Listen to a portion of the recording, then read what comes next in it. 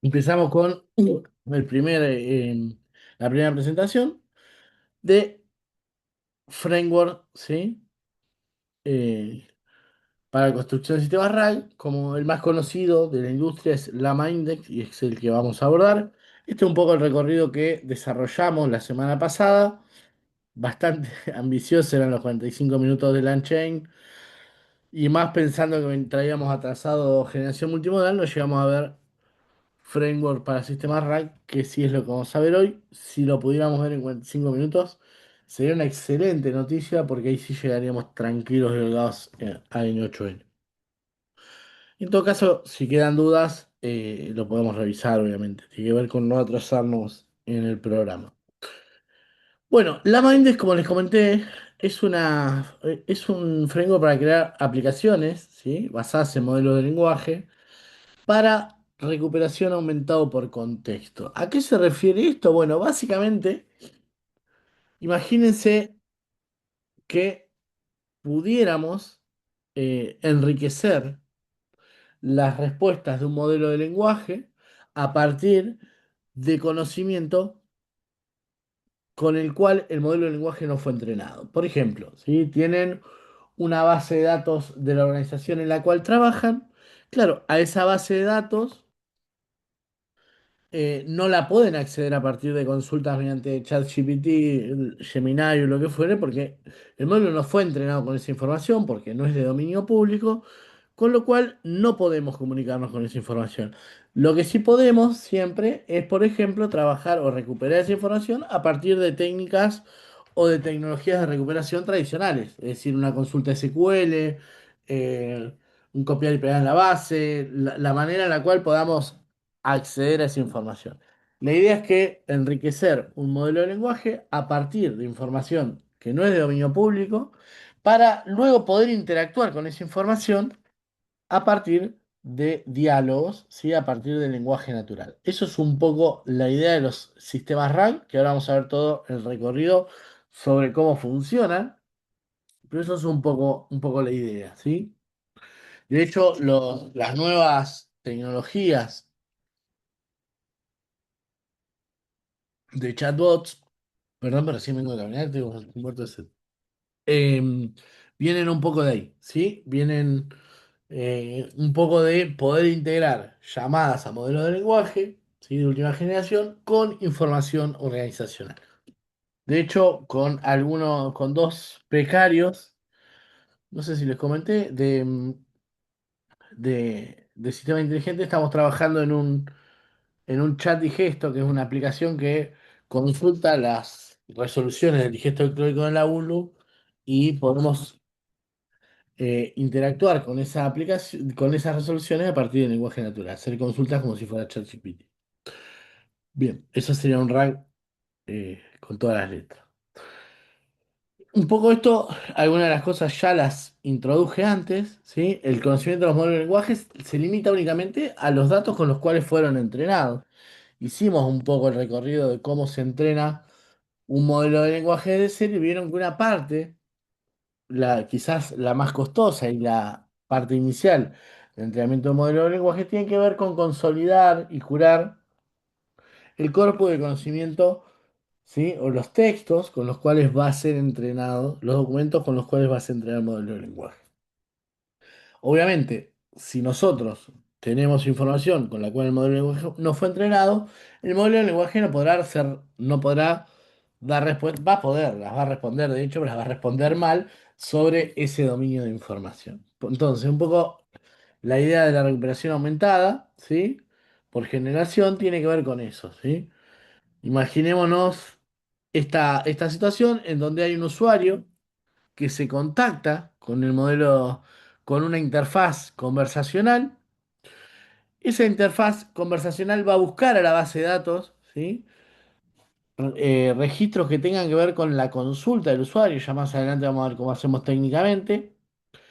Devuelve, ¿sí? Las consultas más pertinentes y aprovechando las capacidades del modelo de lenguaje para generar texto coherente más la información asociada a ese dominio, genera respuestas textuales que están contextualizadas y son coherentes con esa misma información, ¿sí?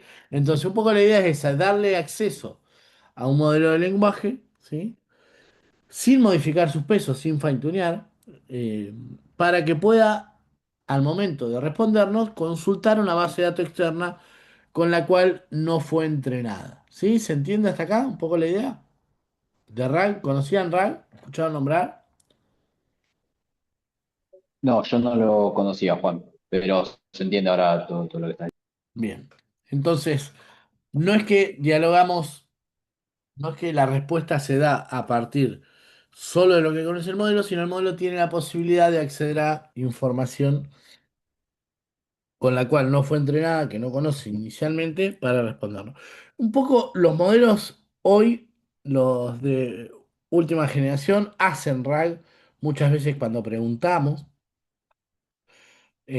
Antes pasaba que un modelo de lenguaje era súper importante la fecha en la cual había sido entrenado un modelo de lenguaje, porque las capacidades, o en realidad la información con la cual iba a contestar, estaba condicionada por el momento histórico en el cual había sido cortado el cuerpo de conocimiento con el cual se iba a entrenar.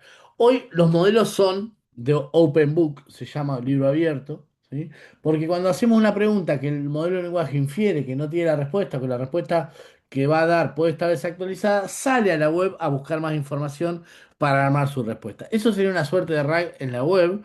Nosotros lo que vamos a ver es un RAG asociado a bases de conocimiento que nosotros mismos proporcionamos, que es uno de los principales gaps o situaciones en las cuales podemos utilizar, ¿sí? Y aprovechar modelos de lenguaje en contextos organizacionales, ¿sí? Es decir, lo que cambia, lo que permite modificar esta idea es la manera en la cual nos vinculamos a la información, ¿sí? Es decir, antes de un sistema RAG, seguramente los usuarios debieran pedir un reporte, ¿sí? A la gente de data respecto a la información que querían. ¿Por qué? Porque no todos los usuarios conocen SQL, no todos los usuarios pueden eh, aprovechar las herramientas de recuperación de información porque tienen una interfaz o un conocimiento, requiere un conocimiento técnico para su utilización. En cambio, con RAG, ¿sí? Nosotros podemos hacer que los usuarios dialoguen con la información directamente. Eso es un poco la idea. ¿M? Veamos, acá tenemos este esquema, ¿sí? Que es de la documentación oficial de Lama Index, que nos dice, nosotros por un lado tenemos nuestros datos, ¿sí? Nuestros datos, datos que no conoce el modelo de lenguaje, que pueden ser desde diferentes orígenes, ¿sí? Puede ser una API, pueden ser documentos no estructurados, es decir, textos, como las asociaciones de la UNLU, puede ser una base de datos estructurada. Lo que vamos a generar acá es un retriever por cada, o un índice por cada origen de información. Primero vamos a ver toda la etapa de eh, estructuración de la información, de vectorización de la información y de persistencia de bases de datos vectoriales para disponibilizar esa información para el modelo de lenguaje. Luego, lo que va a suceder es que cuando el usuario realice un query, ¿sí? Una consulta, escriba un prompt, el modelo de lenguaje va a vectorizar ese prompt y va a compararlo con los datos que están en esta base de datos. Lo que va a traer de ahí son un conjunto de segmentos de información, ¿sí? Nosotros nuestros documentos los vamos a ir cortando en chunks, se llama en pedazos, y los vamos a pasar a un vector. ¿Por qué un vector? Porque es la manera en la cual los modelos de lenguaje, de alguna manera, o la última tecnología con la cual representamos información textual, ¿sí? Un vector, lo vamos a transformar esos chunks de datos en embeddings, de alguna manera. Entonces los vamos a persistir en una base de datos embedding. Luego transformamos el query en un embedding y comparamos ese vector con todos los vectores que tenemos en la base de datos vectorizada, ya sea Face, Chroma, eh, la que se les ocurra, podría ser Postgre, que ahora tiene también un complemento para datos vectoriales, es como el último grito de la moda. Se va a traer un conjunto de chunks que sean parecidos al query vectorizado o pasado a embedding, los va a rankear y a partir de esos chunks va el modelo de lenguaje a armar con el prompt, con el query y con esos chunks que constituyen los datos relevantes del índice, construir la respuesta.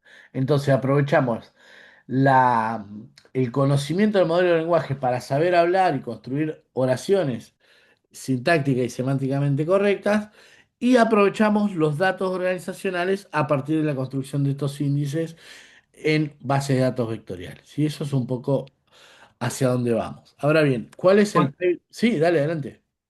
perdón, en el diagrama de recién figuraba, decía prompt más query. ¿Qué diferencia habría? Porque ahí me confundí un poquito. El prompt, de alguna manera, acá lo que entiendo que esto intenta explicar, query y prompt son lo mismo, ¿sí? Entiendo que acá lo que estamos haciendo es generar el query más el prompt. Perdón, el query más la información relevante constituyen el prompt. Porque lo que va a terminar pasando es que no hay, lo dije muy al pasar, no hay una transformación o una modificación de los pesos del modelo de lenguaje como vimos, por ejemplo, cuando vimos por arriba técnicas de adaptación eficiente o fine-tuning. El modelo de lenguaje no se va a modificar. Lo que va a hacer el sistema es una suerte de few shot learning, es decir, va a conformar a partir de este query y la información relevante un prompt en el cual me va a responder a partir de la información que yo le proveo, ¿sí? Esa información que yo le proveo se la voy a proveer a partir del prompt. Igual no está bien formulado porque parecía que dice más, pero el prompt sería el query más la información relevante del índice, ¿sí? Esa es un poco la idea con la que quiero que te quedes, Bruno. ¿Mm?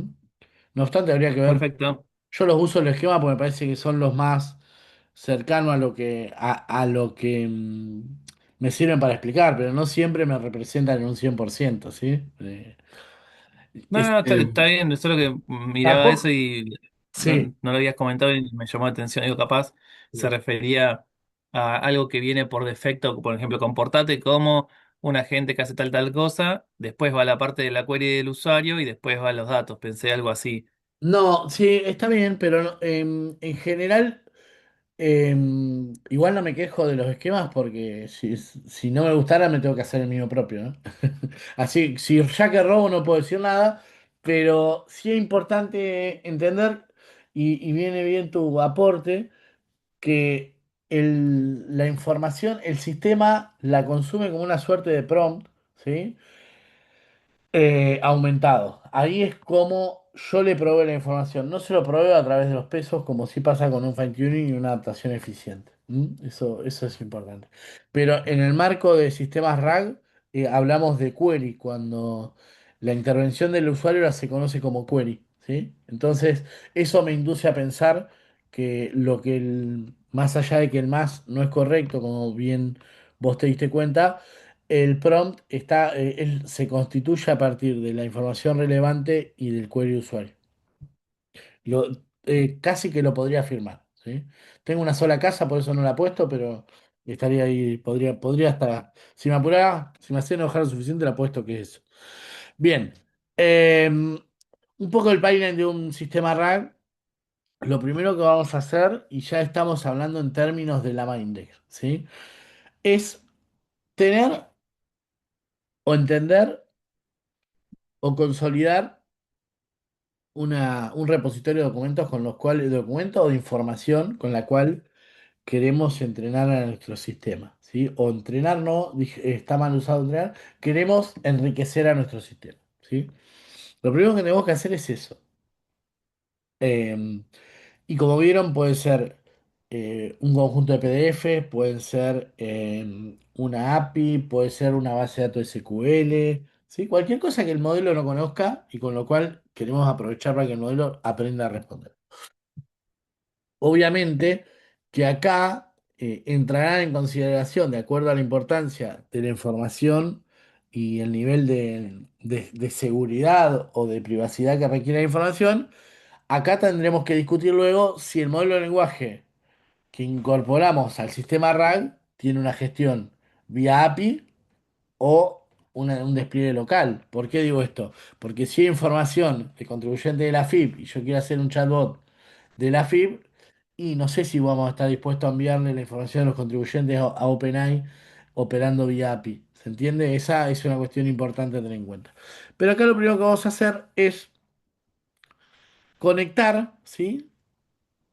Nuestros loaders, se llaman así, o readers, según la herramienta, a el repositorio de información. Si fuera una carpeta con PDFs, vamos a... hay readers para PDF y lo que decimos, lee todos los documentos de este PDF. Si fuera un reader de SQL, bueno, le pasaremos los datos de las credenciales de conexión a la base de datos.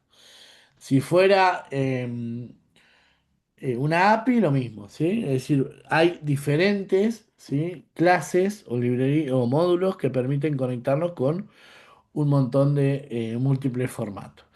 Una vez que tenemos repositorio, lo que vamos a hacer es pasarlo a la manera en la cual podemos generar o entender semánticamente esos textos, ¿sí?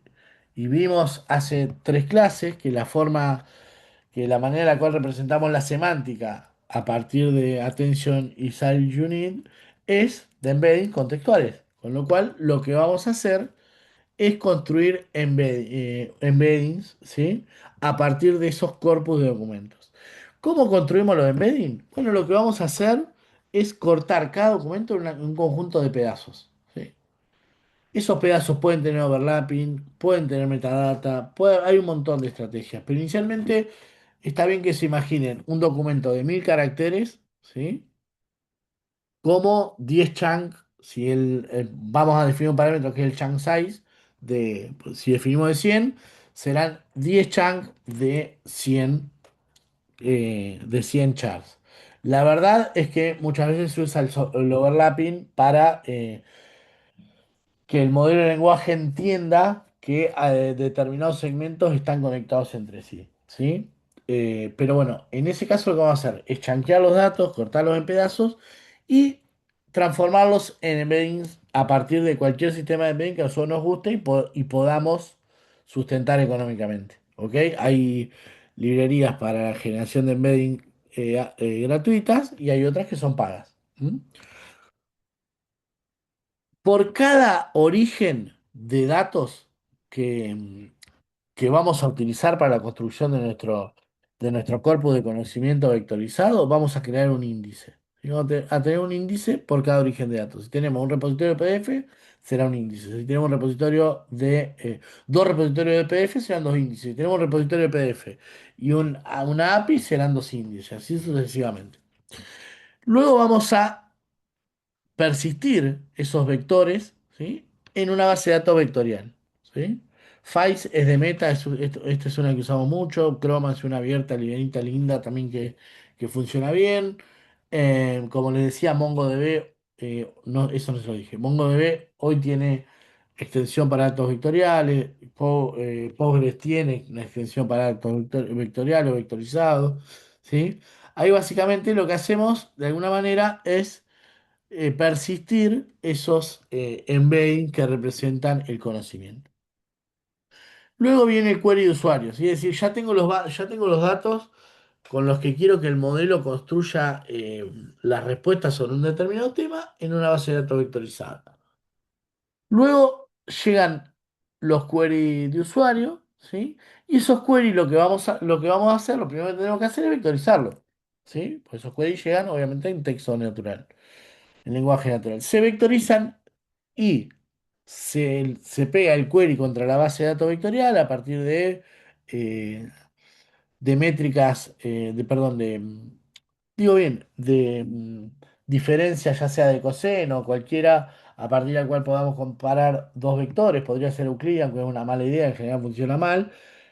Podemos comparar dos vectores y nos traemos un ranking de los n, con n como parámetro de esa función, documentos más o chunks de embeddings más similares al query, ¿sí?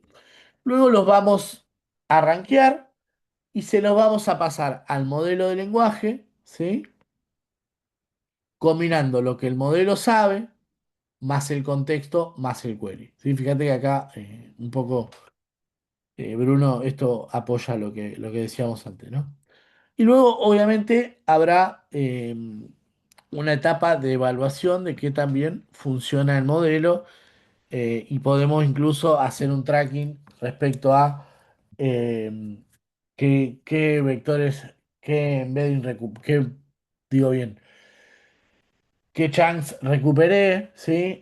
Cómo armó la respuesta, un poco cómo se van activando esos nodos en el flujo de la Mindex. ¿Se entiende un poco a grandes rasgos? Ahora vamos a ir viendo cómo se instancian y se usan los componentes de cada etapa, pero me parece importante, o a esta altura ya debiéramos entender más o menos cómo funciona el RAG, ¿sí? ¿Qué es un RAG? ¿Cómo funciona? Y cuáles son las etapas de construcción de un RAG, por lo menos obviamente a alto nivel. ¿Hasta ahí más o menos se entiende? ¿Alguna duda? A mí me llamó la atención, lo pienso con capaz, la forma casera de a veces resolver este tipo de problemas. Si querías hacer una pregunta con un contexto específico, entonces le tirás el PDF adjunto a ChatGPT y la forma distinta, esta parte me llamó la atención del querying, de, de que haces como un proceso más, ¿cómo se diría? Más de algoritmo, en el Sí. que vos, o sea, hay un algoritmo previo que se le preselecciona qué documentos van a ser más o menos significativos por una cuestión matemática, digamos, de cercanía en el espacio de vectores, y eso es lo que le tirás después al modelo de lenguaje, ¿o no? O yo lo entendí mal. No, está perfecto lo que entendiste. No obstante, por ahí, y está bien que se te pase de vista, cuando nosotros incorporamos contexto en un modelo de lenguaje, pasa exactamente eso. Se vectoriza la consulta y se guarda en el entorno conversacional. Por eso, por ejemplo, OpenAI genera proyectos. Los proyectos en OpenAI básicamente son el contexto en el cual esa base de datos vectorial o vectorizada tiene sentido para la generación de respuestas. ¿Sí? Es decir, si uno se tiene que imaginar OpenAI con respecto a nosotros, te tenés que imaginar que existe un conjunto de registros en la base de datos de OpenAI que tienen alcance global. ¿Sí? Y que va a consultar para construir la respuesta. Tu nombre y apellido, tus intereses, tus gustos, la forma en la cual vos le pedís que se comporte, etcétera, lo que en general te gusta. Bien que cada tanto te hace alguna pregunta eh, más de respuesta dura. ¿Te gusta esto o no? ¿Sí o no? Bueno, esas cosas que van a ser el contexto general. Que eso está guardado en la base de datos en general vectorizada. Y luego por cada proyecto que creas, ahí lo que tenés es una basecita de datos también, que es la que le provee el contexto en el marco de esa conversación, ¿sí? Podría hacer el ejercicio de preguntarle lo mismo al modelo de lenguaje adentro de un proyecto y afuera del proyecto y te va a contestar dos cosas distintas, porque básicamente lo que hace un proyecto es operar respecto al alcance de la base de datos vectorial que construye con el contexto que vos le provees, Bruno. Está haciendo exactamente esto el modelo de lenguaje. No sé si te contesté. Sí, sí, perfecto.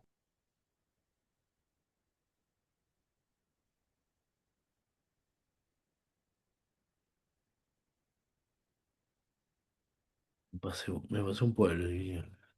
Bien,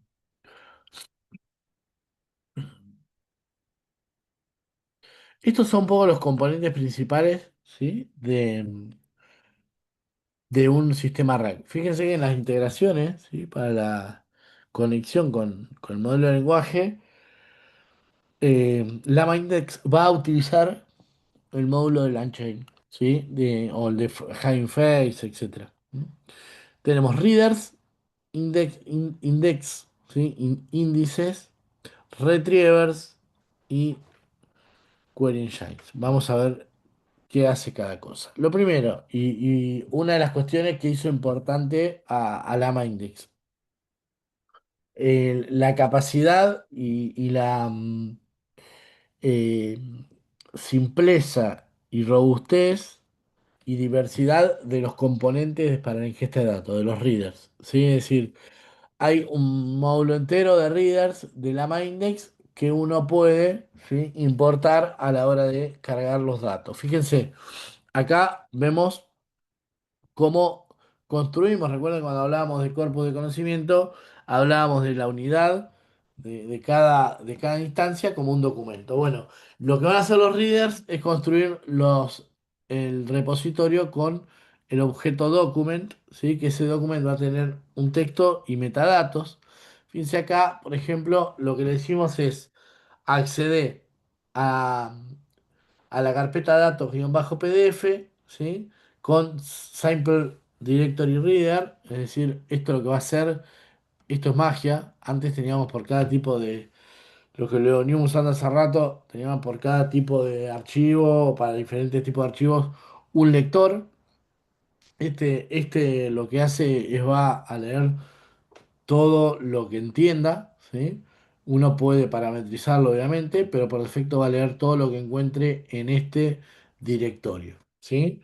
Y que sea capaz de leer. Y lo va a cargar. Eso es un poco lo que va a hacer este, ese módulo. Acá tenemos otros módulos distintos, fíjense. Podemos cargar desde una API. Acá les puse una API, pero ahí tiene para 1000, ¿sí? O si es request, es HTTP. Hay una carpeta, un módulo específico para APIs. Eh, o si fuera un SQL, CSV de Panda, PDFs, ¿sí? Sitios web. Es decir, de donde nosotros querramos podemos construir podemos leer nuestros documentos para luego construir un índice. Luego lo que vamos a hacer una vez que los cargamos a los documentos, los tenemos disponibles, los vamos, ¿sí?, a transformar en nodos. ¿Qué son los nodos? Los chunks de datos, los pedazos de datos, ¿sí?, que vamos a guardar vectorizados en una base de datos vectorial. Fíjense, en este caso, obviamente acá lo que vamos a definir es qué tan buenos son los embedding, cuál es el ancho del embedding, ¿sí? Eh, Perdón, ¿cuál es el ancho del chunk? El embedding lo vamos a definir en la etapa siguiente. Acá le vamos a decir, bueno, separame los documentos, ¿sí?, en chunks de 512 con un overlap de solapamiento de 50 caracteres, ¿sí? Es decir, los 50 del chunk uno, los últimos 50, van a estar en el chunk 2, ¿sí? Eso es un poco lo que va a hacer. ¿M? Em, Luego, obviamente, esta es una forma muy sencilla. Nosotros, en el sistema RAM que estamos trabajando, lo que hicimos fue crear, a partir de los PDF, leímos por fuera del AMA Index todos los TXT, los constituimos como datos, ¿sí? Resolvimos el problema de encoding y generamos encabellados YAML, es decir, de metadata de la información que adicionamos en cada chunk de datos. Pues piensen que, o sea, esto no es magia. Si yo agarro un documento, ¿sí? Imagínense una resolución. Y digo, bueno, lo corto en chunks de 512 con un overlap de 50. El número de resolución va a estar en un chunk. Y si yo no se lo replico a todos los chunks de datos, el modelo de lenguaje no va, cuando vea determinado chunk que no tiene el número de resolución, no va a saber que tiene ese número de resolución, ¿sí? Entonces, la información que uno quiere que jerárquicamente se persista en el retriever, en el recuperador, y el modelo de lenguaje sea capaz de ganar y de juntar, va a tener que brindar metadata. Eso es importante, no es tan mágico como esto. Después cuando se empiezan a pelear, tampoco es que es súper complejo, pero cuando nos ponemos a pelear, vemos que no es tan sencillo como cortar el pedazo y después el modelo de lenguaje va a entender todo, ¿sí? Una vez que lo fragmentamos, que acá está, hasta acá es la etapa más compleja de un sistema RAG. Constituir la información para que el modelo de lenguaje pueda responder bien después y fragmentarla y recortarla, generar un sistema de soporte para la semántica de recuperación que permita hermanar diferentes chunks que van a estar separados y van a estar totalmente y van a ser independientes de la base de datos vectorial. Por eso necesitamos incorporar metadata en esos chunks. Hasta acá es la parte más difícil. Después viene la generación de embeddings, que eso es puramente técnico, es decir, defino un embedding, como acá, un modelo de embedding, lo instancio y voy a generar los embeddings para cada modelo, es decir, para cada chunk. Le paso el chunk de datos, me genera el vector, ¿sí? Ahí no va a haber mucha vuelta más y estos vectores se van a persistir, los voy a guardar, voy a hacer un insert en una base de datos vectorial. Es decir, eso si bien es lo más técnico, del punto de vista de la conflictividad o la problemática de construir un sistema RAG, es lo más sencillo, ¿sí? Por lo menos en términos de mi experiencia haciendo cosas que funcionen. ¿Hasta acá me siguen? Sí, sí, perfecto, Juan. Bien. Bueno, ejemplos de embedding, millones, ¿sí? Están cerrados, abiertos. Después tenemos estos son más abiertos, livianos. Algunos son para uso de prototipos. Tenemos los de Hugging Face. Esto es uno que usamos mucho, basado en el Transformer de Google. Ahí veremos qué es lo que nos interesa. Están los de Pinecone, que es una base de datos en la nube vectorizada que vale una moneda hacerlo. Es decir, ahí vamos a tener que tomar decisiones respecto a qué es lo que podemos y qué es lo que queremos hacer. ¿Sí? ¿Dónde vamos a persistir esa base de datos que va a ir creciendo?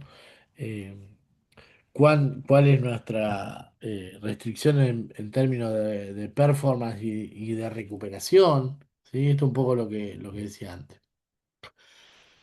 Una vez que tenemos los embeddings, esos embeddings están en memoria. Si yo apago la compu ahí, los pierdo. Eso es para ustedes, profesionales de ciencia de datos, una obviedad. Entonces lo que vamos a hacer es construir vectores, store de repositorios de vectores que son bases de datos, ¿sí? Que vamos a almacenar en memoria secundaria, ¿sí? Vamos a decir, bueno, con estos splitters, fíjense, el splitter son los chunks, con este modelo embedding, ¿sí? Vamos, y a estos documentos les voy a aplicar esta técnica de splitter, ¿sí? El splitter es lo que instancié antes, acá, ¿sí? Y tal modelo de embedding, y con eso voy a generar un índice, ¿sí? Que voy a alojar, ¿sí? En una base de datos vectorizada. ¿Mm? Acá vemos, por ejemplo, Chroma. Chroma, fíjense, casi todas las voy a administrar de una librería de Python. Yo digo, bueno, me traigo Chroma, me traigo, como decía, Face. eh, genero, ¿sí? Un directorio en donde va a guardar la información. Y luego genero el índice y lo persisto en el vector store. Y eso es un poco ahí lo que vamos a hacer. En términos de base de datos vectorizada, estas dos les nombré. De estas cuatro, esta es la única que nunca usé, sinceramente. Las otras tres sí las usé. Files es una que uso bastante, que es la construyó Facebook, ahora Meta, pero en su momento era Facebook.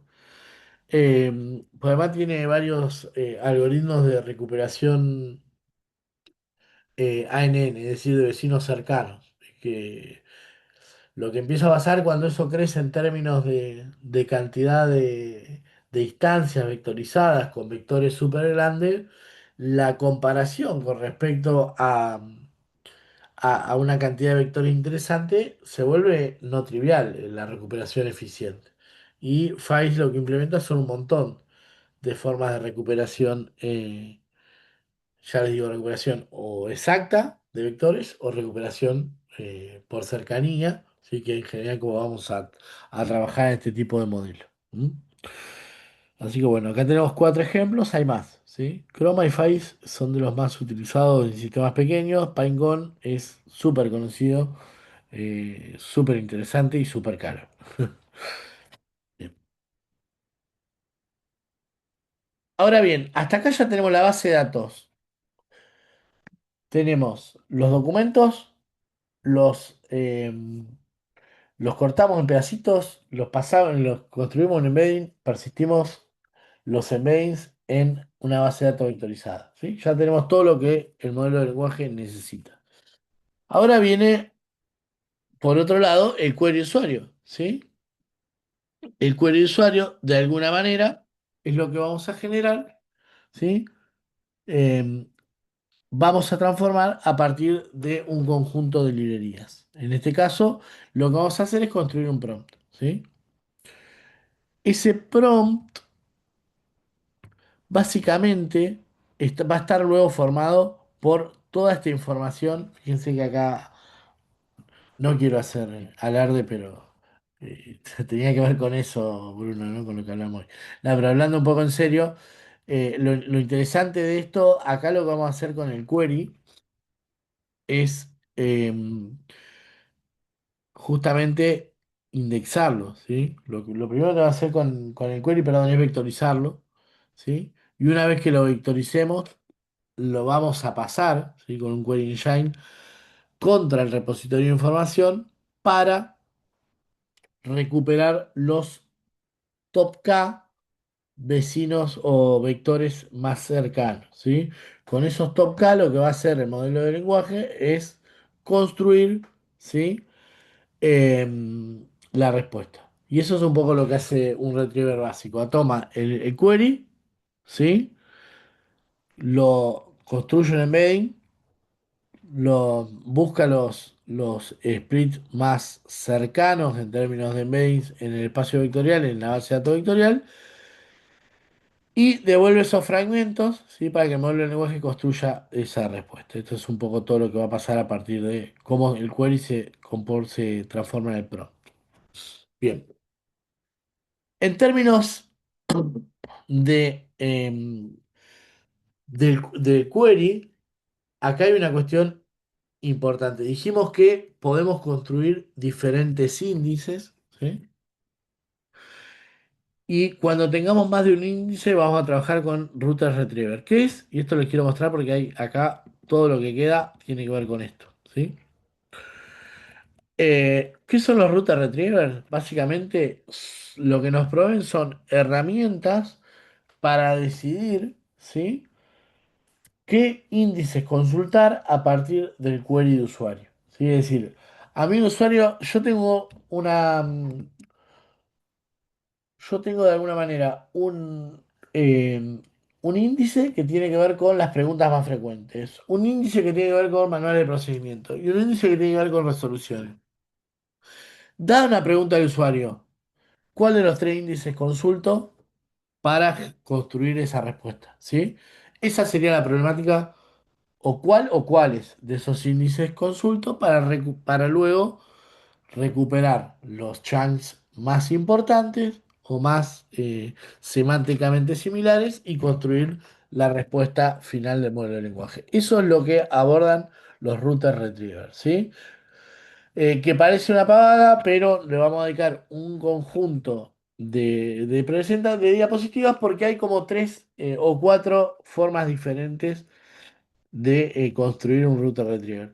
Pues claro, la parte del query, ¿sí? Básicamente va a operar sobre el índice y toda esta parte de convertir la consulta en embedding, buscar los nodos más cercanos y devolverlo en conjunto de fragmentos, si bien parece complejo, en estas dos instrucciones ya está implementado, ¿sí? Hay un montón de ropa atrás, pero es una cuestión que, como les decía, si bien técnicamente hubo un montón de desafíos asociados a eso, desde el punto de vista de la problemática, eh, no es tan complejo y es heurístico además, ¿sí? Construyo paso embedding el query de acuerdo al modelo de embedding que elegí antes, busco a partir de una forma de búsqueda de similitud entre vectores y recupero los que pedí. O sea, más allá de que se está haciendo un montón de cosas, son cuestiones determinísticas que no tienen variaciones y simplemente lo que tienen son parametrizaciones. Ahora bien, desde el punto de vista del router retriever, yo acá puedo optimizar o no optimizar en función de lo que haga. Básicamente los tres tipos que les voy a mostrar son los más conocidos y es el del selector basado en modelo de lenguaje, el de Keyword Index Selector, que básicamente va a elegir de acuerdo a palabras clave que aparezcan en el query, y el Pedantic Selector, que es una forma de elección en la cual nosotros implementamos una suerte de if y a partir de que se cumplan condiciones o no en el query, ¿sí? O en el contexto actual, consulto un índice u otro índice. ¿Mm? Fijémonos en lo siguiente. El primero, acá tengo un router retriever, ¿sí? Sencillo, en donde yo tengo una recuperación basada, ¿sí? En lo que elige un modelo de lenguaje. Fíjense lo que hacemos. Instanciamos el modelo de lenguaje, ¿sí? Instanciamos un selector. Acá el selector va a ser basado en ese modelo de lenguaje. Tengo un conjunto de retrievers, es decir, de índices distintos. Es decir, tengo dos índices, genero dos retrievers. Y básicamente lo que digo al router es, tenés estos retrievers y tenés este selector, ¿dónde está la política de privacidad? Y esta es una pregunta que el router retriever va a ver. Bueno, a partir de ver que tiene indexado en cada retriever, ¿sí? El router lo que va a ver a partir de lo que tiene indexado en cada retriever es ver qué consultar. Si necesita consultar las dos cosas, si necesita consultar una sola. Ahí es como decirle a alguien mandar a buscar algo, ¿sí?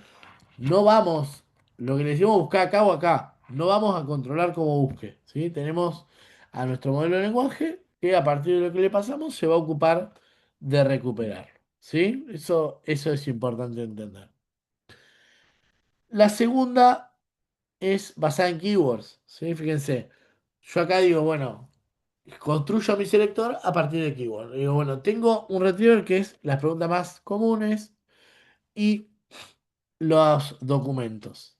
Yo digo, bueno, si tiene estas tres palabras, alguna de estas tres palabras, consulta acá. Y si te dan alguna de estas tres palabras, consulta acá. ¿Sí? Básicamente a partir de las palabras del query, estoy construyendo un retriever que va a buscar en un lugar u otro. ¿Mm? Eso es un poco lo que hace esta segunda técnica. ¿Se entiende hasta acá?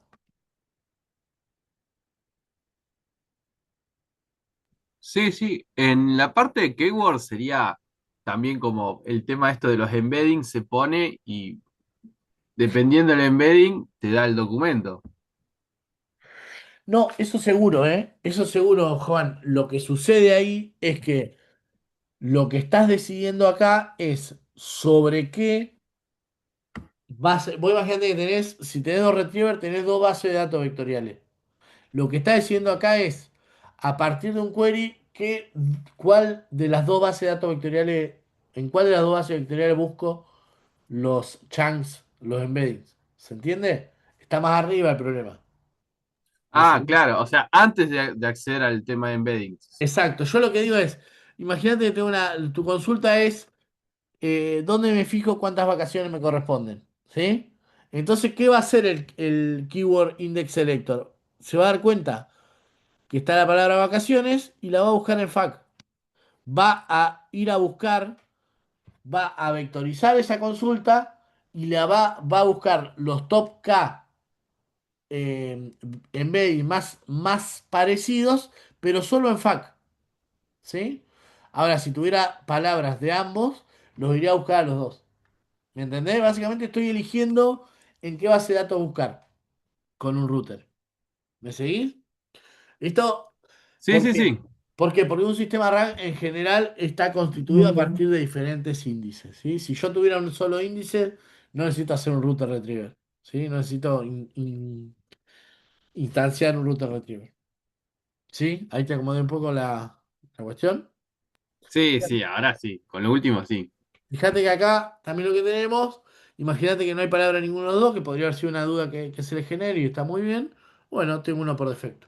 ¿Mm?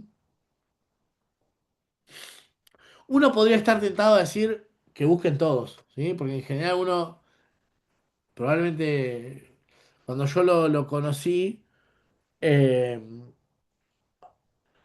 muchas veces te genera ese miedito, ¿sí? Decir, che, me puedo estar pasando por alto algo. Bueno, eso tiene que ver un poco con la arquitectura, el sistema, de decir qué tan bien o qué tan mal separé lógicamente los índices, también la cantidad de índices que tengo. Por ahí si tengo dos índices, quizás no hago un router retriever, pero si tengo 20 y si no voy a estar esperando, el otro se va a volver viejo hasta que espere. Y el Pydantic Selector, ¿sí? Básicamente. uno construye, ¿sí? A partir de funciones y condiciones, construye de alguna manera eh, un router retriever. ¿Sí? En este caso, lo que decimos es, bueno, las condiciones is project query, acá lo que hace es, si proyecto está en el query, ¿sí? Entonces buscas tal, ¿se entiende? Eso es un poco la idea. Es decir, construís el selector en función de un conjunto de condiciones, que claro, de alguna manera acá también tenemos condiciones, ¿no? Esto es un if, si beneficios inquiry o vacación inquiry o licencia inquiry, recupero FAQ. Si no, si el proyecto en docs, el proyecto en query, reglamento en query y la palabra informe está en query, lo traigo de docs, ¿sí? Pero bueno, este es como un poco más amplio y uno puede generar de alguna manera retrievers más complejos. La verdad es que en general he trabajado con este y con este, no tanto con router retriever basados en Pydantic, que Pydantic probablemente le suene de cuando estructuramos salidas, ¿sí? Estructuramos salida del modelo de lenguaje a partir de LangChain, ¿sí? Pero bueno, esta es otra forma también de construir o de decidir eh, qué retrievers consultar a partir de la taxonomía o las palabras que se utilizan en el marco del query de usuario. ¿Sí? Uno podría jugar con cosas muy locas, qué sé yo, la cantidad de palabras que terminan en E, o, o la cantidad de chars que tiene el query. Es decir, acá, fíjense que básicamente lo que tenés que proveer es una función que devuelva un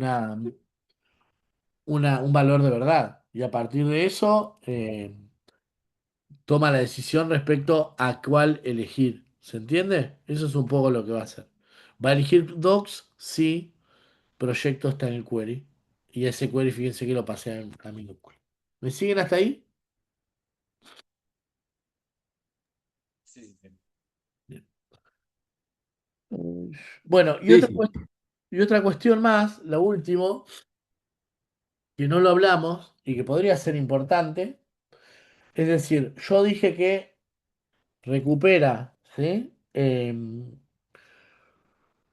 conjunto de chunks, ¿sí? De embedding que representan pedazos de información y con eso genera las respuestas. Pero hay dos cuestiones que nosotros nos podríamos preguntar, ¿sí? Cuando recupera los chunks, lo primero que nos podríamos responder es si esos que recuperó eh, son lo suficientemente relevantes para incorporarlos en la respuesta, ¿sí? O si están en el orden que a mí me interesa que el modelo de lenguaje los vea a efectos de construir la respuesta. Bueno, eso lo podemos hacer, eso lo podemos determinar a partir de un postprocesamiento de los nodos. ¿Sí? Fíjense acá, por ejemplo, les dejo un ejemplo donde defino un true result, es decir, un mínimo de similitud entre vectores para utilizar ese chunk en la respuesta del modelo de lenguaje. O bien en el response synthetizer, básicamente acá lo que le digo es, ¿qué haces con los modelos? ¿Qué haces con los chunks que recuperás? ¿Concatenás todos y haces una respuesta única, que es probablemente la forma en la cual trabajemos la mayor cantidad de veces? O bien, ¿sí? Construyo o incorporo, ¿sí? En mi respuesta pedazos de cada chunk, ¿sí? Es decir, respondo nodo por nodo, lo voy incorporando en la respuesta del modelo de lenguaje. O bien concateno todo junto a todos los nodos y le paso eso al modelo de lenguaje. O lo hago, ¿sí? De manera iterativa, ¿eh? O a partir de resúmenes intermedios. Yo la verdad, esta tercera nunca la utilicé. Trabajé en general con Compact o con Refine, ¿sí? Eh, no obstante, bueno, hay más. Se lo dejé en forma de...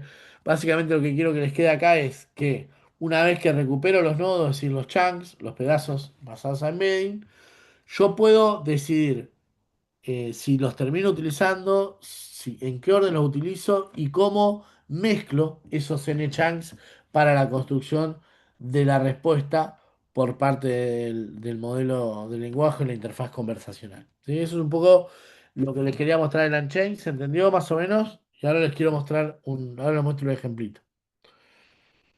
¿Alguna duda hasta acá? El tiempo venimos bien.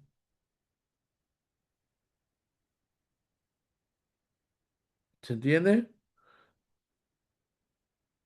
¿No se entiende? ¿Se Sí, fue? sí, se entiende. Estamos. Bien. Eh, me agarré un blanco.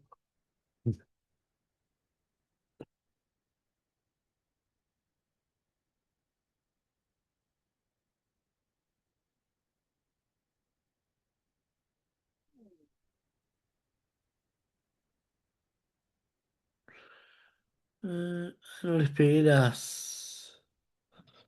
No le pegué las notebooks. Bueno, a ver después se las pego. Pero pegue se las muestro. Eh,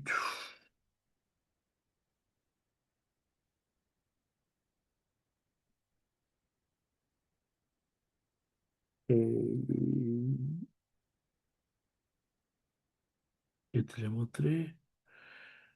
La Maindex. ¿Cuál será de estos dos?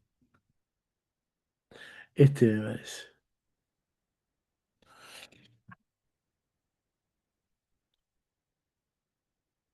La verdad lo tenemos que hacer bien y lo tenemos que publicar en el sitio del laboratorio. ¿Qué es lo que armamos?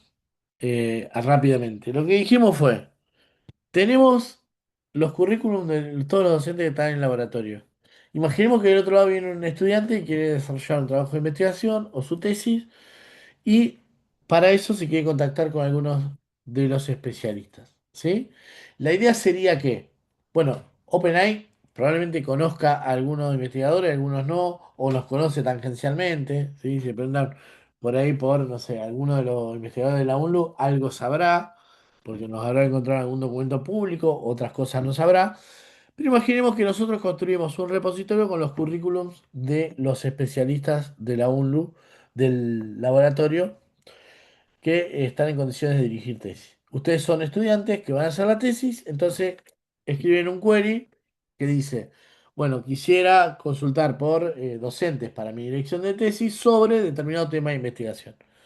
Entonces el modelo de lenguaje busca entre esos currículum y te devuelve de acuerdo a, a tu interés de investigación cuál es el documento, cuál es el docente, perdón, el investigador más, más adecuado a ese tema. Eso es un poco lo que hicimos, ¿sí? Instalamos las librerías necesarias, la Maindex con OpenAI, ¿sí? El generador de embeds, el procesador de PDF, Panda, etc. Configuramos, configuramos la API y acá le paso un directorio donde están los CVs del laboratorio. Un subconjunto, ¿sí? Elegí esto y le pasé. ¿Mm? Los carga, ¿sí? Los cargo en memoria, los tengo en el PDF. Y acá lo que voy a hacer son todos los import y defino cuál es el modelo de lenguaje que voy a usar, ¿sí? Y cuál es el modelo que voy a usar para los embeddings. Fíjense que usamos modelos chiquitos porque ahí el costo va a cambiar mucho de acuerdo al tipo de modelo que vayamos a usar y a veces no tiene sentido para la tarea que vamos a desarrollar. Bueno, acá lo que voy a hacer es voy a construir un metadata simple por usuario, por archivo, ¿sí? Para guardarme. Y acá lo que hago es leer, fíjense, simple directory reader, de este directorio tomo todos los archivos PDF. Acá podría decir cuáles extensiones quiero, ¿sí? Y le paso metadata de los archivos, ¿ok? Me dice que cargo los 10 y acá tengo lo que cargó, ¿sí? Arma un data frame con el investigador y el archivo. Acá luego lo que voy a hacer, ¿sí? Me di cuenta que, ¿qué pasa? El currículum, esto es interesante, y por eso digo, esto no es mágico. De hecho, es muy perfectible este sistema RAG, es muy cortito para que lo entiendan el ejemplo, pero es muy perfectible, porque en realidad si uno cree como en la mayor en la mayoría de los posts que ve en Medium o en la web que uno recorta, hace chunks de a 100, los vectoriza y luego los recupera con el sistema RAG, se pasa por el lenguaje y cree que eso va a andar bien, no es verdad. Acá lo que hicimos fue, bueno, el currículum tiene un montón de información de los docentes, ¿sí? De gestión, a qué escuela fue, cuántos hijos tiene, y eso puede confundir de alguna manera los temas de investigación de del sistema RAG. Acá lo que hicimos fue, en primera instancia, construir una ficha temática por docente, es decir, le pasé el CV a un modelo de lenguaje más grande que me dé, ¿sí? Para cada docente, que me dé solo las líneas de investigación y los temas principales.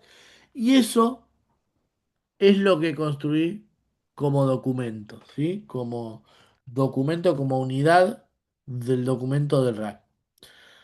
A partir de eso, ¿sí? Fíjense, tenemos los documentos con las líneas de investigación de cada especialista, ¿sí? Esto puede ser perfecto. Y también lo hice con Cloud en un rato, ¿sí? Luego construí a partir de esas fichas el vector store, ¿sí? Y una vez que tengo el vector store, esto si yo lo pido, lo va a persistir a memoria secundaria. Si no, en este caso opera solamente en memoria. Construyo el query, ¿sí? Con el cual va a entrar el usuario al sistema RAG. Le digo, bueno, que me dé los perfiles más afines, que justifique por qué elige esos docentes para la tesis, ¿sí? Que mencione solo investigador respaldado por la información recuperada, ¿m? Etcétera. Bien, acá hago la consulta y el modelo, a partir de sugerir directores, que va a llamar a todo lo anterior, me va a dar la respuesta. Si quiero sobre el modelo de lenguaje de recuperación de información del sistema RAG, me va a decir Recalde, Álvarez o Matuk, ¿sí? Si quiero eh, sobre su visión por computadora aplicada a imágenes médicas, me va a decir Cagnina, Matuk. ¿M? Y acá lo que tenemos, ¿sí? Podremos ver, hacer una suerte de tracking de qué fichas recuperó, ¿sí? Eh, en cada uno, más allá de los resultados. Acá en realidad no recuerdo bien qué es lo que hace. Ah, podemos ver el score. No sé si acá estaba. Podemos ver el score. eh, pero no recuerdo bien ahí qué es lo que hacíamos. Esto lo armé para un curso de posgrado que hace 2 meses y ya me olvidé. Y acá, bueno, acá sí lo que hice, ¿sí? Fue persistir al índice, a la base de datos espacial, esa base de datos vectorizada. Lo que sí quiero ver es si instancié en el índice algún tipo de base de datos especial.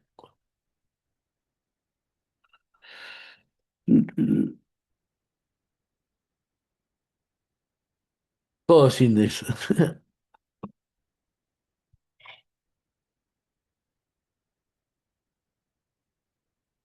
Ah, por acá tiene que estar.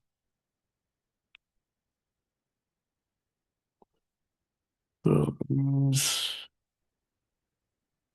No veo que haya instanciado una base de datos vectorial. No, directamente está en memoria y esto lo debo guardar.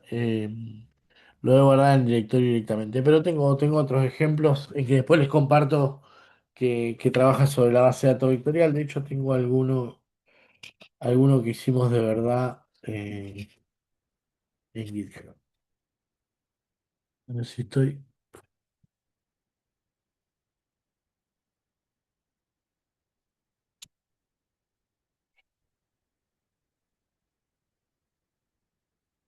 Creo que era ahí ambiental, algo así,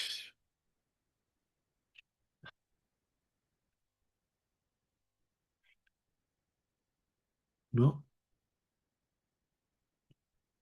Ah, ahí estaba.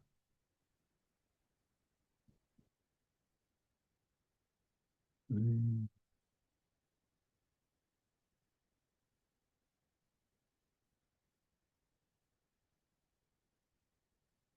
Fíjate que está la parte de los chunks. Acá está la parte de Hash Embedding. El vector store no lo encuentro.